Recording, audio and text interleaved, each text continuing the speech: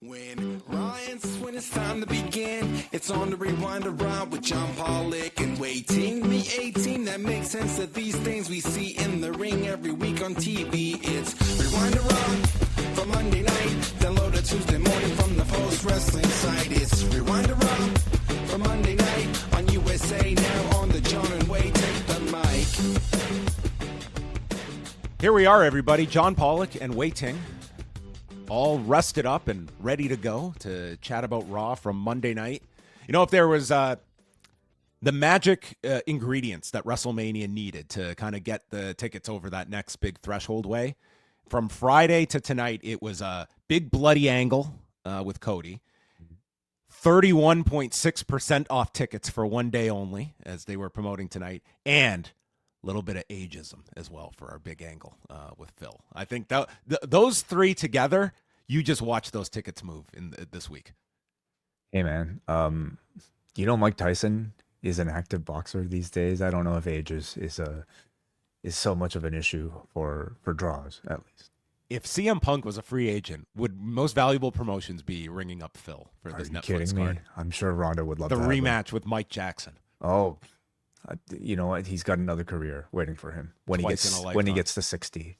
Yes. Yeah.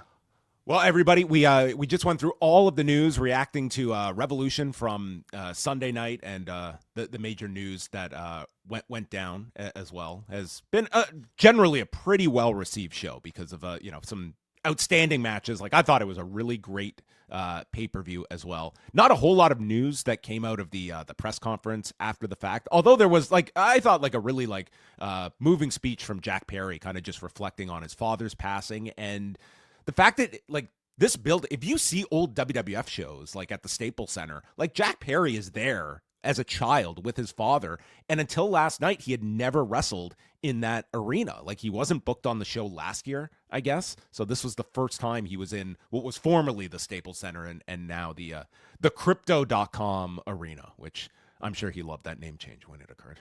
From one corporate entity to another. Look at Wai Ting, folks, best in the game here. He's just he's on fire here. Look at that, a young Jungle Jack at SummerSlam.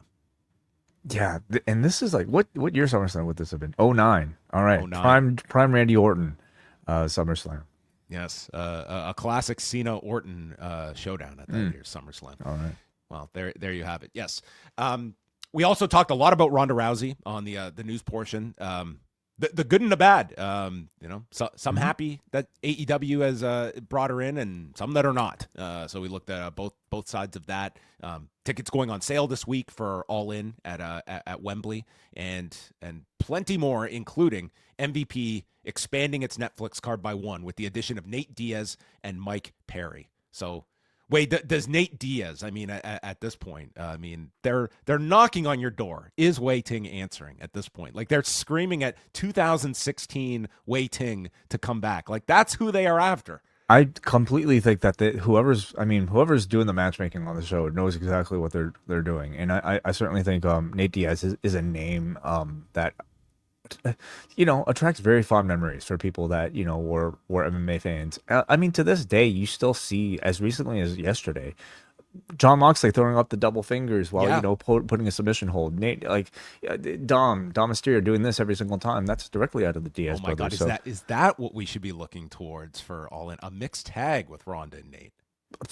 Oh my God! With Moxley, that would be amazing. Oh my God! Look at these Nate options Diaz that they have. Finally in pro wrestling, Nate Diaz and the Death Riders. Could you imagine the lights go out and they come on and there's Nate face to face with Mark Briscoe?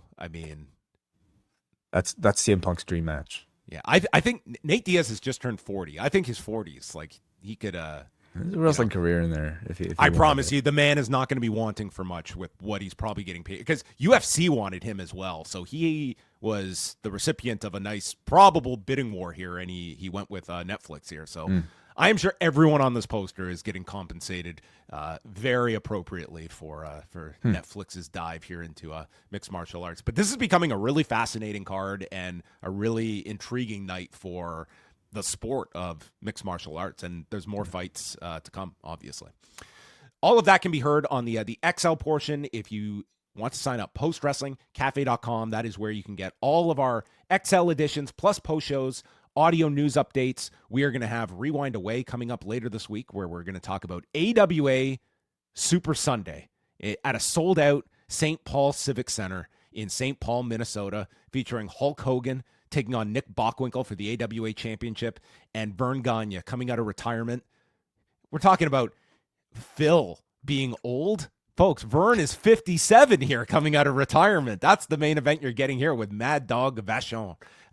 What a main event that we will be discussing. So that is coming up this week. But, folks, whatever you have planned for Tuesday, clear the books, because 1 p.m. Eastern Time, the Wellness Policy is coming at you for the month of March. And what is on tap? Spoiler, it's not me.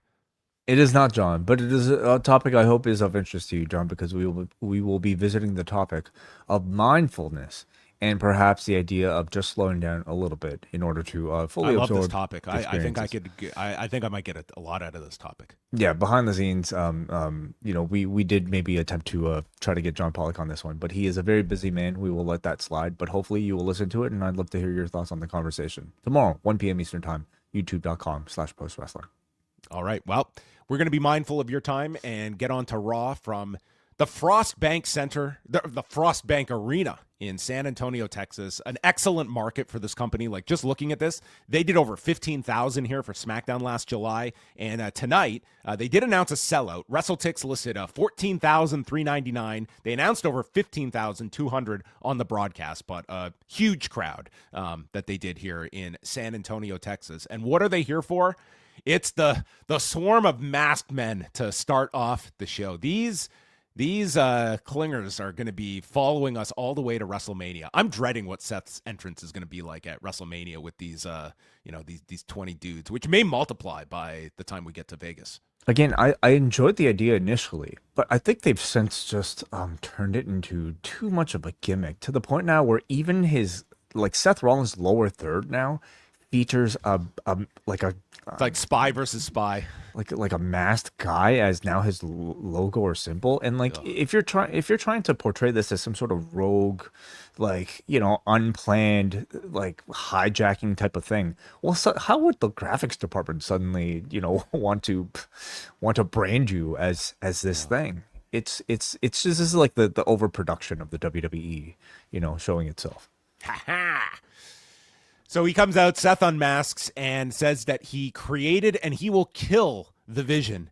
And if you stand next to Paul Heyman, you are marked for death.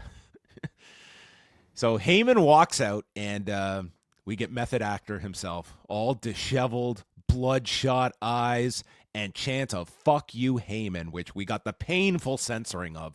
And Rollins tells him that of all the mistakes Seth has made, the biggest was joining with Heyman. He says he will cut Heyman out of this business like the cancer that you are. And Heyman responds that he said, "You're going to F with me, I'm going to F with you." And he really tries to get F-A-F-O as he just chants it and ends with F-A, F5. Fuck around and F5. That kind of works. Sounds like it's like his own Netflix and chill. And so Brock comes out, and we had like 15 masked guys and Brock, and I did know this was going to be entertaining for the time that it lasted. And these poor guys who they just were the Putty Patrol on steroids as they got thrown around, suplexed. At one point, Brock roared into two men's faces, and that sent them running for cover.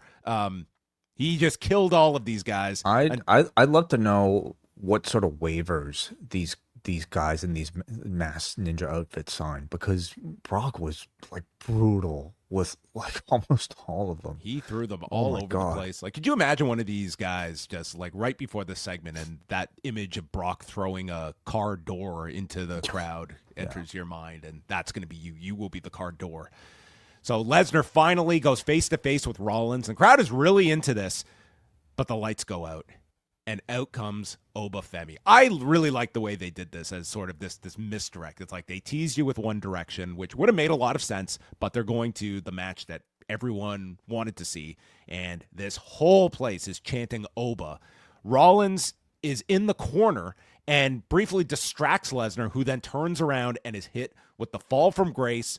And Oba is standing over Brock, and I am 95% sure that you can see the words come out of Brock's mouth, "Stand on me." And Oba proceeded to stand on him and point to the sky. So you know what? John Cena, some people pass down the high fly flow or the Styles Clash. Maybe Brock was handed the loud directing as Oba stood on top, pointed to the sign, and it is official for WrestleMania. Brock against Oba Femi. A good setup here. Yeah, really good angle. I think like Rollins versus Brock felt like one direction that would have been natural, and I think people would have accepted. So I thought to misdirect people by thinking that was going to be the case was a good way of tying everything into the story, of course, but also a good way to make Oba Femi feel almost like a bigger star coming out of it, like as certainly somebody on the level of Brock Lesnar and even Seth Rollins, because he now represents the more attractive opponent for Brock Lesnar. So he comes out of this segment feeling like somebody who just doesn't feel like he belongs on this stage against the Brock Lesnar, but somebody I think the audience really wants to see beat Brock Lesnar to maybe take a similar role as Brock in the future. Yeah, they set it up really well, and tonight was the night to, I don't think you wanted to keep this open challenge going much further than this. And Brock is on the show next week, and yeah, I don't know what these segments are going to look like for these guys if they don't want them to touch before WrestleMania. I don't know how many speaking segments we're going to get between these two. What do you think is the plan for Rollins? So it became very clear on this show that they were telling you it's not going to be Brock. And then in a later segment, they're pretty much telling you it's not going to be Theory and Logan Paul either. They are they are going for the tag titles. And next week they're doing a non-title match with them. And then you're kind of left with that line that Seth gave about anyone that stands with Heyman is marked for death. So it makes you believe that, barring some miraculous recovery by Braun Breaker, that Heyman is going to have to find somebody else to be his hitman to, go after Seth Rollins. Interesting. And then you're left with whatever heels you can find, unless there's some left field pick. But did you read it any differently? It seemed like they were making it that Heyman's going to have to go elsewhere. In this segment itself, or you mean in the segment in the back with Theory and? By the end of the night, that's how I took it. Yeah, I mean, I guess strictly thinking about it as a numbers game, there doesn't really seem to be anybody else. Maybe they're waiting to see if Braun Breaker might possibly, be available. But otherwise, you're talking about a Paul Heyman who is as desperate now and out of options as we've ever seen, and that might call for something completely out of left field and out of desperation for him. So yeah, I guess still a lot of story to be told, at least as it relates to Seth Rollins and Paul Heyman. There was a Rey de Reyes recap. Did you get to see any of Rey de Reyes on the weekend? Awesome crowd. I mean, they taped all of it Saturday, but they aired all the big matches on Saturday, including Dominik retaining over El Hijo del Vikingo. But man, I would say Dominik and Ludwig Kaiser, they had Austin level responses on this show. Kaiser was just he came out and he won Rey de Reyes, and they did the deal where they brawled into the crowd. They went to the second deck of the arena, and Gable got handcuffed, which is the same way he kept Kaiser in the back to steal his spot to get into Rey de Reyes. So they recapped all of this, and so it was a very good show. But man, this crowd was incredible in Puebla on Saturday night. So it was an entertaining show. But they recapped this, and that takes us into original El Grande Americano against El Grande Americano, for simplicity's sake, Gable and Kaiser. And again, Kaiser, super incredible A+ babyface on Saturday, and he's the mid-card heel in this particular match. Michael Cole knows nothing. His gimmick is basically he doesn't follow anything that happens outside of Raw and SmackDown. But Graves does. But Graves does. It's obviously because he's the commentator. But so it's really strange if you're aware of what's happening in AAA and then watching this. Graves now seems to be playing heel commentator by taking the side of the Kaiser Americano as the real Americano. So he seems to be cheering for that guy, which I suppose is consistent with his AAA character, but his AAA commentary. But in this case, it's as a heel rather than as a babyface commentator. Well, it's confusing. I think it's a mess. It's super confusing. Like, if you can get over that, like, they did have a nice match here. Gable does the rolling Germans and takes out Rayo with a cannonball and then knocks Bravo off the apron. Kaiser responds, hits a DVD out of the corner, and then Gable gets up, lands on his feet from a moonsault, goes to the ankle lock, and then runs Kaiser into Bravo, sending him off the corner. Rayo distracts as Gable uses the chaos theory, but the ref has his back turned, takes out Rayo, and then Bravo comes in, loading up Kaiser's mask as he lays there. And Gable comes off the top with a diving headbutt, landing on the loaded mask. And fortunately, the camera was zoomed in, and Gable made no contact here at all. And Kaiser just rolls on top of him as Gable knocks himself out in 9 minutes and 54 seconds. I swear to God, you have never seen two performers operate in such distinct universes as AAA and Raw on Monday nights. It's so jarring to watch this. And Kaiser prevails, just as he did on Saturday night, but in a much different fashion. Yeah. Again, I can only imagine either they just did not expect people to watch this AAA show when they started introducing both of the stories on simultaneously, or they just think that there's an element of, like, you know, people wanting to cheer the American when they're in America versus people wanting to cheer the non-American in Mexico. I think it's messy and unnecessarily so, and it's resulted to me in, like, I would say, pretty flat responses to this. Don't get me wrong, like, I think the wrestling is still very good, and watching Gable simply wrestle here, you just continue to marvel at just how smooth he looks. But I don't think the story is really connecting as much as it should with the amount of investment that they put into all of this. Not to mention, just, I thought this was a very convoluted finish and kind of stupid when you think about it. Like, what, putting a plate in your head protects you?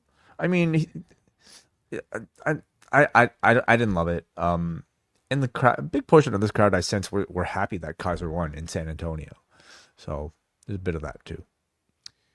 They're promoting that it's 316 day, and therefore, for one day only, you get 31.6% off WWE tickets, including WrestleMania. You would think they'd make it 3.16% off tickets, but they're being generous. They're giving you 31.6% off tickets. 3.16 wouldn't be much of a maybe sale. It's for one day only. Tickets are 31.6% more. Well, if they can get away with that, they probably would have. They probably would have tried. But this was maybe the most creative way to try and move WrestleMania tickets. Hey, they tried the buy one, get one free thing a few weeks ago, and that did not generate any movement. I see. Yeah. Any other holidays coming up that they can use to their advantage to promote? Easter sale. I'm sure they'll get that one down. Maybe I don't know. They can't do 420, unfortunately, because Mania takes place the weekend before. That's where. Yeah. Will the skate go up in smoke? We will find out. Roman Reigns arrives and he meets with the Usos. Tells Jimmy he knows it felt good that they did the right thing, hitting Punk last week. And he looks into the camera and instructs all of his family that should be offended by what Punk said, and basically is setting them all out to take out Punk. So, I mean, you could have just a procession of family members coming week after week. Like, where's Rikishi? He could. How much podcast material could Rikishi get by one appearance at WWE? I think a lifetime's That could be a lot of Rikishi Says stories. Yeah. And then I assume this was all the commercial break with Danhausen. He now has his own themed T-shirt machine that he shot out. I don't need this guy on both shows. I definitely, interesting character, doesn't need to be on Raw and SmackDown every week. So this was during a Netflix break, so I didn't see it. Watching on delay. Did you see him later with the New Day? Okay, yeah, so he was on twice on this show. Yeah, I mean, this was literally nothing. He came out and shot T-shirts. Yeah, but the fact that it's only during commercials, I don't put too much weight into it. He's also really hot right now, And I think like there's still a real novelty and freshness to seeing him interact with like people on either show. But sure, it might be a gimmick that'll eventually wear itself out. There was no Judgment Day on the show, and Dominik, they stated, was not cleared, and he definitely, like, he showed off, like, he got sliced on the top of his head from this match with Vikingo. So don't know if that adjusted anything, but they had this video with Liv Morgan revealing that this was her plan from day one, as they show her first getting together with Dominik at SummerSlam a number of years ago, and that Balor was on borrowed time, that he was never in charge, and Liv only put up with him out of respect to Dominik and loved watching Finn fall from grace. He's washed up, he's a loser, and you could not hang with the Judgment Day. And Balor taught them well, but now we're on to bigger and better things. JD is now free from Balor holding him down. Dom will win back his IC title, and there is a new king on the throne. It says Raquel will be a future champion, and that Liv will unseat Vaquer at WrestleMania. And they are better than ever without Finn Balor. So all these old people, they're under attack on this show.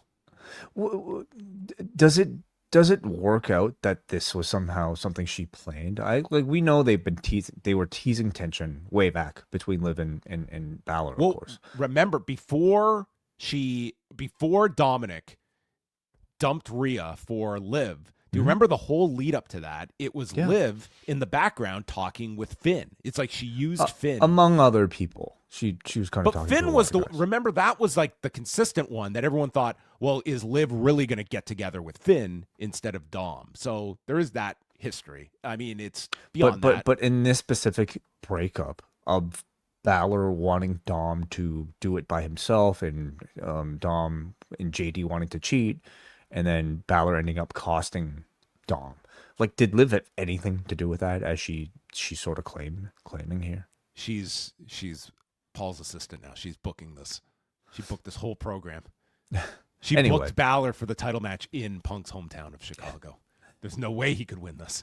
Right. I'm sure there's some way you can explain it to justify it. Maybe to other people, it's very clear. To me, I find it a little bit harder for her to take full credit for it, but it doesn't matter. Her simply stating that she takes credit for it is enough to generate the heat. And I have to think this is all maybe leading to some mixed tag that we might get between Liv and Dom versus Finn and Vaquer as a potential team on the lead up to Mania.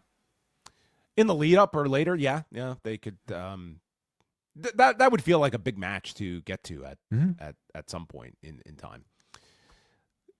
Then we had Reigns with the Usos again in the back, and they just make fun of CM Punk, and they explain that when they bring up the part-time complaint that everyone makes about Reigns, he explains their dads were on the roads nonstop. That was us paying our dues, and says, I'm a full-time father. That's my legacy. And then Jay says, Punk still owes us an apology. Reigns says, I don't need one, but you two need one, and you'll get it. And they laugh at the idea of Punk trying to beat up Roman Reigns. So this is a weird segment. It was interesting. First of all, the vibe was very much like, your classic Bloodline type of thing, where like Roman is sitting in the middle. He's clearly the one with he's the alpha of the group, and instead the Usos still kind of at this point, even after everything Jay's gone through, kind of looking like they're his sidekicks. But I love it. I love the Bloodline, and to just see this sort of interaction again, I personally really enjoy it. It was interesting that they seem to use this space specifically to address the criticism of Roman Reigns being a part-timer. And I wonder why they decided to dedicate this segment and this airtime to that specifically, when you could have done it in the promo afterwards. But I like the justification. I like the answer. I imagine there's still some wanting to protect Roman Reigns as a baby face that people could cheer for, and maybe they felt the need to explain why Roman Reigns is a part-timer and why you should still continue to cheer for him despite him being on a part-time schedule. The answer is he grew up without a parent being around all the time because of a grueling wrestling schedule. He doesn't want to make the same mistake with his kids. He also thinks he paid his dues then by not having a parent around, which I think are very sort of sympathetic reasons for why somebody would want to be a part-timer this time around. He should have explained that They ran us like dogs into the ground. I got the house shows eliminated. Oh, yeah. I made everyone better parents. Yeah, Punk missed 10 years of all that. He could use that as promo material. But yeah, it was very interesting. AJ Lee against Bayley for the Intercontinental title. This is AJ's first singles match on Raw in 11 years. And so Bayley's coming off. Bayley answered the open challenge for a Flamer on Saturday, losing when she challenged for the Reina's championship, which they did bring up here. Early on, Bayley's getting frustrated because everything she's going for, AJ is countering her, stops a Bayley to belly and turns it into a bulldog. And the announcers are getting across that Bayley is in her own head. She's not being herself tonight. And AJ Lee pulls out an Asai DDT, tried for a Shining Wizard, and that's when Bayley catches her in the half crab. And Bayley gets kicked away, hits a knee strike. The Rose plant is countered. She continues to go for this Bayley to belly. And then finally she hits it as she yanks her out of the corner. And then they get into strikes back and forth. Lee hits the Shining Wizard, tries for the Black Widow, and Bayley eliminates it with a side slam, but misses the elbow coming off the top and gets caught in the Black Widow and has to tap out at 10 minutes and 39 seconds. So AJ Lee retains the championship in what I thought was a good TV match for AJ Lee. Generally, that has not been the smoothest in some of her outings so far, but I thought she had a really good opponent here in Bayley, and I thought that this was a pretty enjoyable TV match that they had. I thought it was a good match. I noticed maybe some timing issues early on, but I thought they were very small. And I continue to, I might be grading this on a bit of a, sort of curve, because I'm reminded that this is AJ Lee, who hasn't had this type of wrestling match in about 10 years. So considering all of that, being put into a relatively high pressure situation, defending a championship on live television against somebody as who holds as high of a standard as Bayley, I thought she did very well, and Bayley I thought did very well as well. She's working a much more, I would say, technical style than I think she even used to. One that I think is very fitting of the modern era that makes her stand out, even though she might not be the athlete of I don't know, an Io Sky or something. Her ability to pull off, I think, a lot of these tricky, complicated, technical sort of transitional moves, I think makes her compelling to watch. So I think you watch these performances, you have to be confident that she and Becky will deliver something Mania worthy. Pierce is speaking with JD McDonough, and JD's upset that someone else is getting Dom's IC title shot tonight. And he explains, Dom's not cleared, so Penta's defending it against someone else.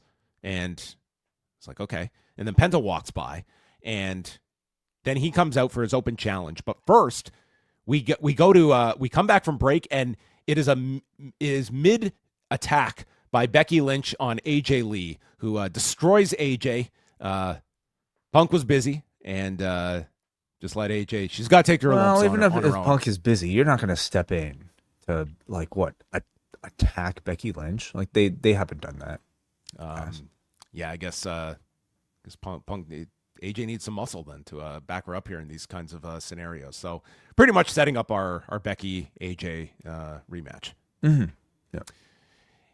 And then they recapped Orton's attack on Cody Rhodes with the promise of a big interview to come. And what an interview this would be later on, a bizarre segment. But first, Penta, he issues the open challenge. When in doubt with a champion, open challenges, which no one's going to complain about because we got Penta and Dragon Lee, the best match on this show. Penta, he's a fighting champion, and he's always ready. So it looks like Matt Cardona's even lost that line on top of it. So the fans all go nuts for Dragon Lee, who comes out, and we see each man go for dives at the beginning. A super kick gets stopped with a destroyer attempt, and then Lee hits the Styles Clash for a 2 count, Penta driver for a 2, and then Lee hits his somersault dive through the ropes over the desk and follows with Operation Dragon in the ring for a big near fall. And after Penta ducks like a spirit gun, he gets caught with the Mexican destroyer, pinning Dragon Lee in 12 minutes and 40 seconds, and the two men embraced after the match. And I feel they've really hit something here with Penta. This title just felt like it gave him some purpose, some identity on the show, and it feels like he's been charismatic this whole time, but it's sort of post debut, he was sort of just circling. And now it feels as though they've really got some steam behind this guy. And his promos are great. Like, I think that's a big added addition with the promos before the match. The big difference maker has been the promos, more so than the championship. You know, the championship is a big deal, sure. Like, it provides justification for him to get the promo time, for him to get the mic time, but it's the fact that they're actually letting him speak. And I continue to marvel at just how captivating this guy sounds, you know, despite like limited, you know, knowledge of this language. Like, you know, like he sounds inspiring, just like, you know, with the way he's able to speak. And I think like I've really honestly been so impressed at every outing he's had on the microphone, because this feels like the type of reign that means something to a lot of people. And I hope to see them really go far with it. This what feels like, you know, like a continued iteration of an open challenge for Penta. I really enjoyed here. A great showcase for Dragon Lee, who you know, is in this role of like, you know, like being in the sort of US Open Challenge, IC Open Challenge type of guy, but like the show needs people like that. And through it all, he continues to, I think, prove his worth and his, you know, reasons for having a spot on the show. Heyman's in his office with Theory and Logan Paul, and they're going to go handle Seth Rollins. But Heyman says that's the worst idea. Rollins is going to try to divide and conquer. We're all out of leverage and power. We need titles. Look at all this leverage Penta's carrying around, folks. We need tag titles. So he instructs the two of them to go win the tag belts from the Usos. And Logan says, consider it done. And we'll get LA Knight too. So, I mean, the takeaway from tonight was the fact that Seth Rollins is not going to be facing any of these guys at WrestleMania. And sure. Heyman's got to go to another alternative now that Brock's tied up with Oba Femi. Maxine against Natty, folks. They are back. Natty is working for a rear naked choke, and Maxine escapes that, goes to the ankle lock, and then the straps come down after a spin kick, and she does a big step-up leg drop onto Natty, goes to the ankle lock, is kicked away, then discus lariat, sharpshooter, and Maxine taps in 4 minutes and 18 seconds. This felt extremely definitive. Like, I don't know how much more we need to see after this. This was clean as a sheet, and Natty won. None at all. I feel like, you know, like even after the first one, I think the audiences were good. And they've instead just they're dragging this out for whatever reason. I guess maybe just, you know, to give them something to do. But I think it was very clear listening to the crowd response to the match, which I thought was actually like a pretty decent attempt at like doing, again, like a Maxine, you know, technical wrestling match, which like it is entertaining, but not what this crowd has wanted out of Maxine for months now. And even with Natalya, I feel like there's been so much bite that's been taken out of this character rebrand, you know, to the point where I don't know if you can really take her as seriously as somebody possessed beyond, here. You know, somebody beyond this sort of mid-card spot who doesn't even get their entrances featured on the show itself. So there's some potential with Natalya still if you place her against somebody who might be on a higher level. But honestly, like this, she feels like the new Shayna Baszler, and I feel a ceiling for that type of role on the show. Is she going to be doing an instructional with Kalani Jordan? The dungeon versus acrobatics. You know what? I don't think Kalani needs her. She can already. The gymnastics is good enough. Okay, we'll have another note on Maxine in a few segments, but before that, they recap the Orton attack, which it was just something to watch. This extremely vicious, violent, bloody angle. And the description I see, the headline, biggest WWE social moment of 2026. Over 112 million views. I mean, I could only wish that, you know, Jim Crockett Promotions, like Dusty bleeding like just a fountain on on TBS, and Jim Crockett's most social moment of the year. It was, but hey, it was great business for them. But then we go to like an undisclosed bunker cell where Randy Orton is on like the last remaining Skype connection in existence. It's all pixelated. This looks like shit. and he's on the phone with someone else. And we're waiting for him to finish his phone call for this live interview. And he just is talking to this guy. And like, it's not even a hint of who he's on the phone with. And so then he hangs up. He addresses Michael Cole saying, I know I agreed to do an interview, but I've changed my mind. No interview. And then he proceeded to answer a question nobody asked and just continued to talk and basically provide the interview content by stating, I had a conversation with someone who has a brain and was profound and made me understand why I did what I did. I'm a killer, and wrestling has more than one royal family. So, I mean, the mystery just writes itself way of who was on the other line here. I mean, we have Randy or, hey, baby, it's the ace. His dad, maybe. Oh, yes, of course. Yeah, well, that was sort of my first thought. Yeah. Well, I mean, with the heavy leaning here into we have some clues here, like, okay, yeah, so somebody who belongs to a family, some familial ties here to Randy, the obvious person, I guess, being his dad. Barry O, let's not forget about Barry. Uncle Barry. Of course, yeah, his uncle. Yeah, don't think it would be brought up. Now, would he describe his dad as, I had a convo with somebody with a brain? Like, that's who he's referring to, right? Like the same person that's supposed to be this mystery guy, right? I can confirm that Cowboy Bob Orton, in fact, has a brain. It just feels weird to say that about your dad, though, okay? Like, the rest of this conversation was, good seeing you a couple of weeks ago. Of course, you were watching on Friday, so we knew that he saw him 2 weeks ago, a couple of weeks ago, and the guy was watching on Friday, which could be Bob Orton.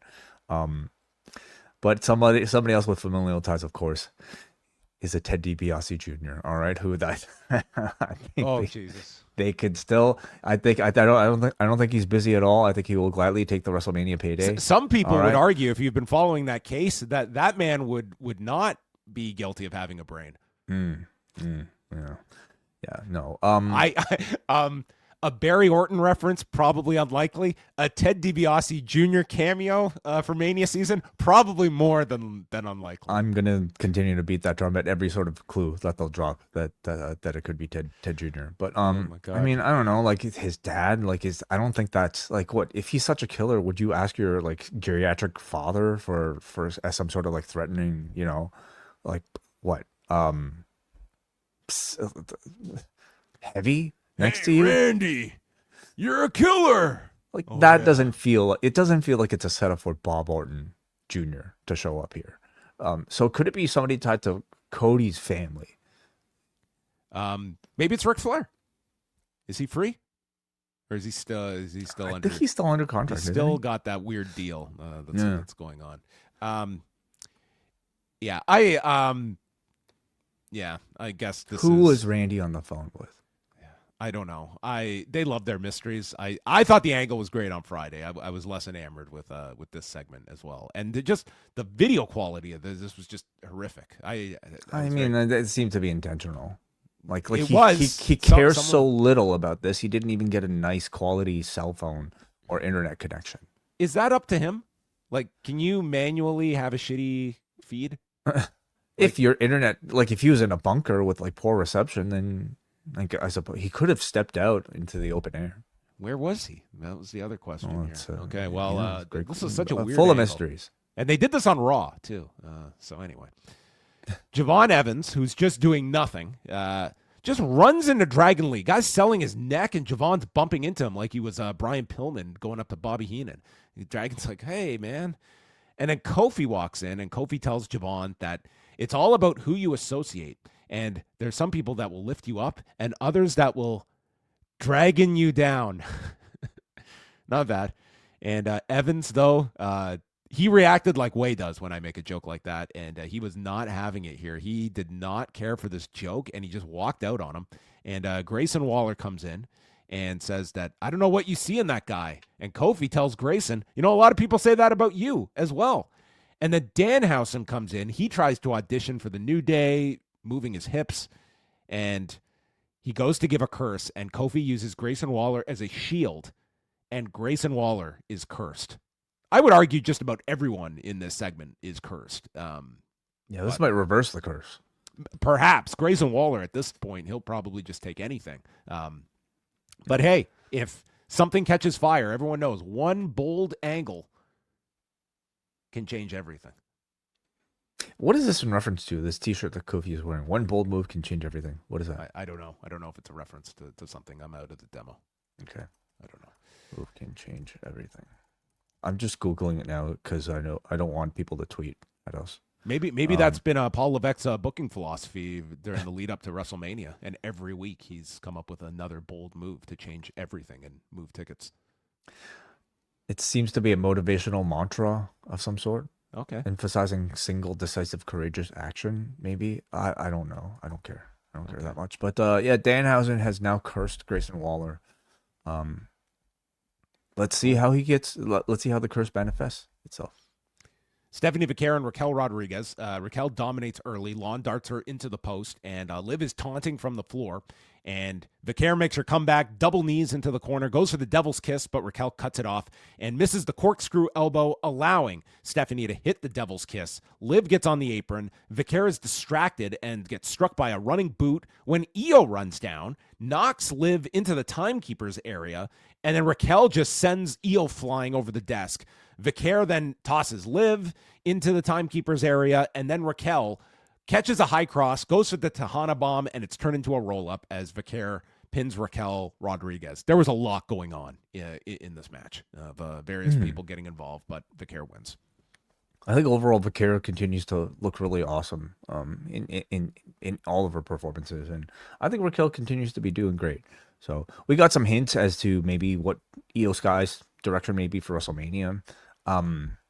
You would think Raquel, perhaps? I guess anything's possible. The idea of those two getting their own singles match seems hard to imagine. But I don't know. I don't know where Io necessarily fits. She does kind of have that feeling of just odd person out here. And we know like the Kabuki Warriors seem to be set on some sort of tag team title involvement. So that would kind of leave Io out. Yeah, so this next segment, we see Lyra and Bayley. Bayley is all upset over losing to AJ Lee and her shot at getting onto the WrestleMania card, and Lyra screams at her, saying, I'm going to get you on the WrestleMania card, and I'm going to help you because we're going to go together.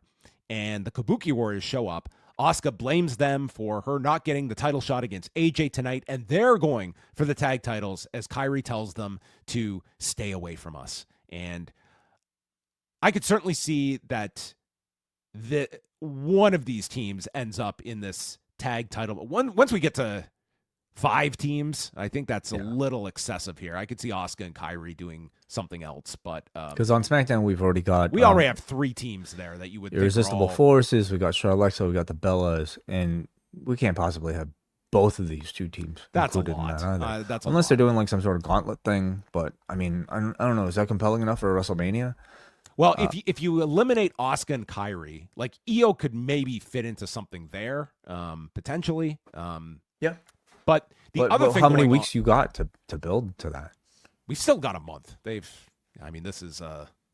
can be a last minute match that comes together.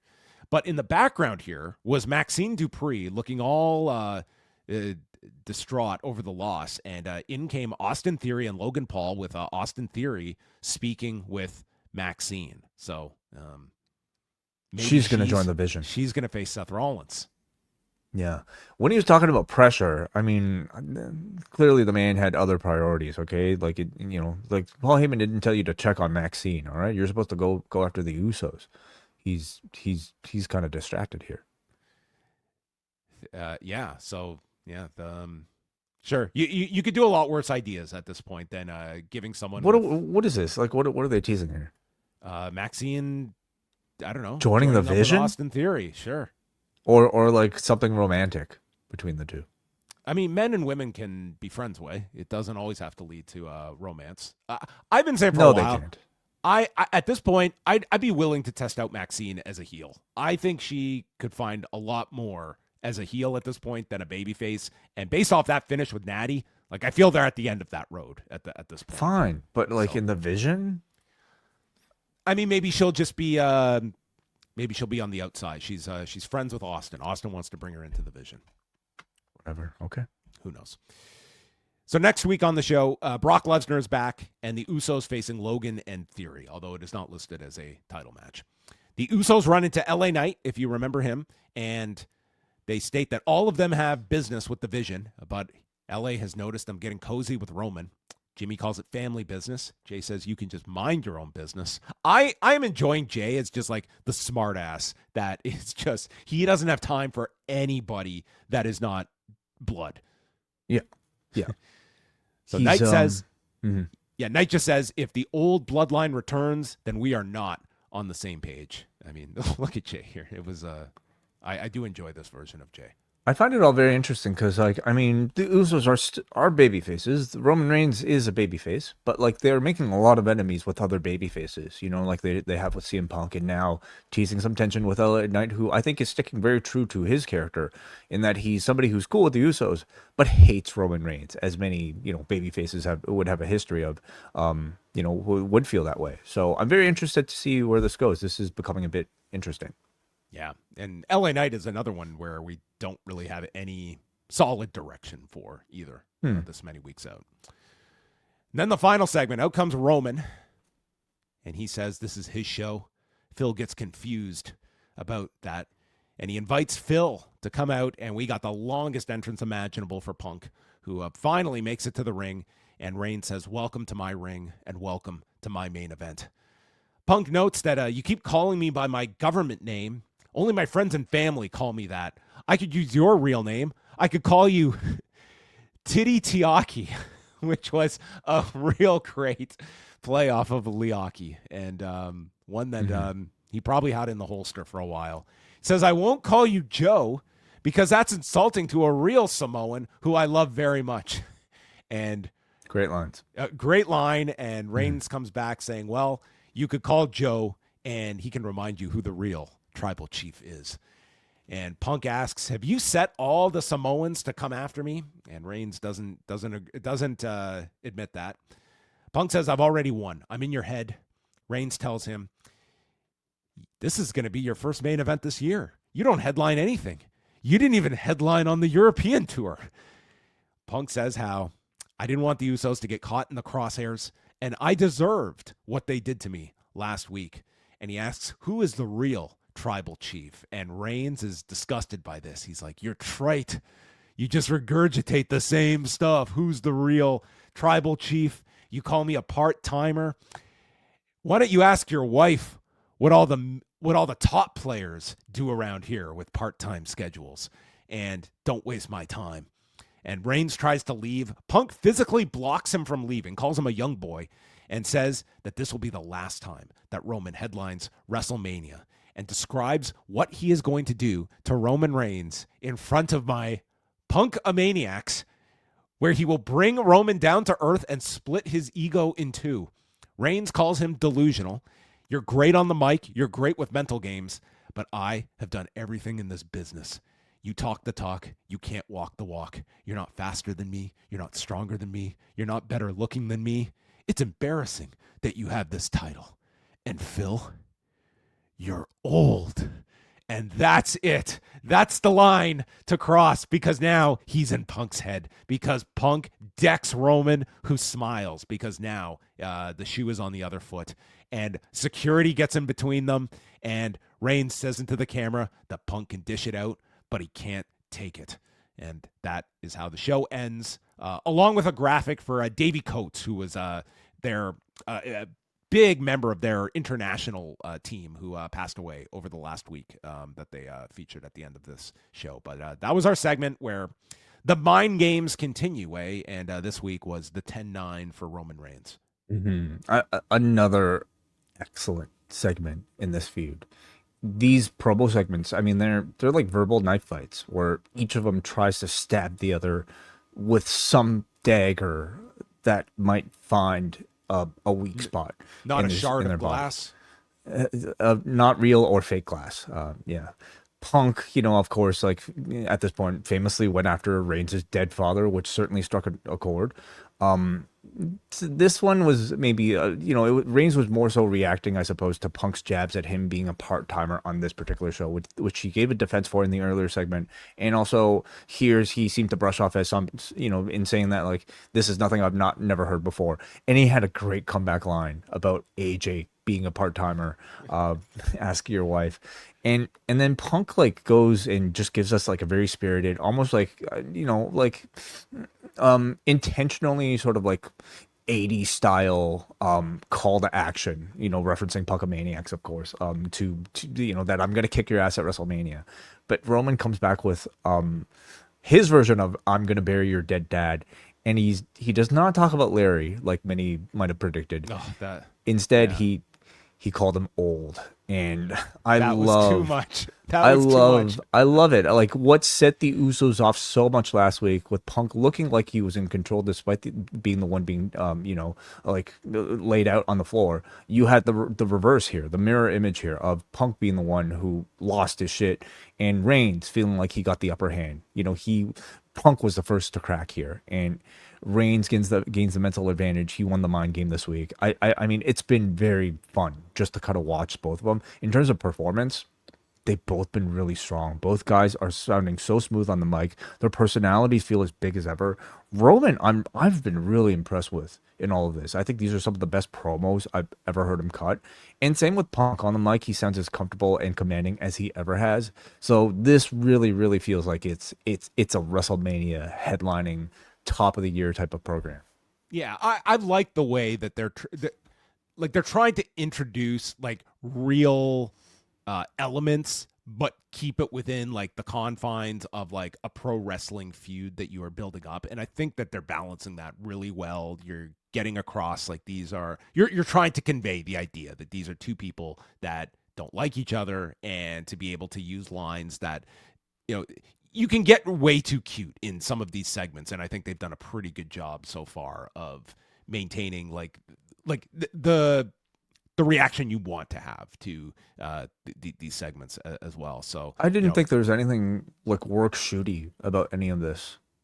No, like that's what I'm saying is that they're keeping it all in like the you didn't headline the European tour, like stuff like that. That it's just you're not going into areas where it's like you're essentially just trying to get in cute and clever lines for a small percentage of people. Like, it's just conveying like the dislike that each of them have for one another. And yeah, they've been strong segments that they have done thus far. So, and the crowd was really red hot for both of these guys at the end of the show. What's Roman's schedule for the rest of? So he's on next week's show. I think he's on the next 2 weeks, which are Boston and Madison Square Garden, and then he's on the go-home show in Sacramento. So I think we have 3 more appearances, right? I think. So he's pretty much on every show, and you would expect... I think there's one that he misses, but yeah. Yeah, and you would expect possible interaction with Punk every single time. Can they keep this hot, if not build, that much more interest for possibly 3 more interactions with each other? Maybe they'll need a week where they got to come up with something non-verbal between them in the ring, and they could do a makeshift podcast studio, and it's the Art of Roman. I think the Larry line could still be coming. I don't know. That we'll to me would be low-hanging fruit to go that direction. But there you go. So, I mean, the Mania picture is coming together a bit more clear. Wade, do you have a strong reaction to the WrestleMania graphics that they are utilizing? Neil brought this up on SmackDown. I don't have a very strong reaction to it, but I know they've been rather inconsistent. Yeah, they've some of it being post-apocalyptic. They of course started it all with a more of a Las Vegas sort of classy vibe. Yeah. But why? Gotten away from why do you bring it up? I was just curious your thoughts on this. You have an eye for this type of thing. I think it's fine. It's nothing really memorable, I have to say. What was memorable on this show? Oh, certainly the closing segment. I thought that was incredibly strong. And probably the thing that matters the most about the show. Penta and Dragon Lee was very good. Yep. I like the Bayley AJ Lee match. I thought that worked for Obafemi, Brock Lesnar. Obafemi that was a very really good strong setup. Heyman was very good on this show as well. And yeah, like the Brock Obafemi, like that does feel like a big match for Mania. Yeah, it does. They set that up. They've done a great job with Obafemi. Like in the lead up from the call up. Like we're talking about somebody getting called up right from NXT, being entered into a match with Brock Lesnar, and it already feels like one of the more anticipated matches on the entire card. And Brock is on the show next week as well, so Yep. we will see what the follow up is on that side. And I guess the big continuing story is like the Rollins story and who he ends up with. And like aside from Seth, like wouldn't you say like most of the main players, like either their matches have been announced or you can see where they are heading toward. EO being the exception. EO and Gunther. Yep. Yes. And Well, those two should wrestle. EO and Gunther? Yeah, that would be amazing. That would be a reason to bring the mixed match challenge back, those two together. So anyway, there were our thoughts on Raw. If you are so inclined, we did do a big review of Revolution last night that you can catch here on the YouTube channel or on your favorite podcast app as well. We encourage you to check that out. Wai is going to be back on Tuesday, 1 p.m. Eastern time, free for all members on the Post Wrestling Cafe, including the free tier. You will get Free for everybody on YouTube as well, actually. On YouTube as well. So you will get Jordan Goodman, Neil Flanagan, and Wai Ting coming at you on Tuesday. Wednesday, we've got Rewind-A-Dynamite, where we will be here after that show from Fresno, California. And then Thursday, it is Rewind-A-Wai Super Sunday 1983 as the AWA presents Nick Bockwinkel versus Hulk Hogan. A very big show for the AWA. They sold out the arena and put several thousand more into the on closed circuit right next to the arena as well. So this is a really big show for the AWA and one of the few AWA reviews that we have done. And the whole schedule can be found up at postwrestling.com. Pollock and Thurston at you this week. New Japan Cup Final. And the NWA podcast will be back Sunday night to really start the build-up to WrestleMania as they will plan out the WrestleMania build and how things are going. So, among other things, you can catch all of that postwrestling.com. We're going to say goodbye to everyone on the YouTube stream, and we'll chat with you later this week.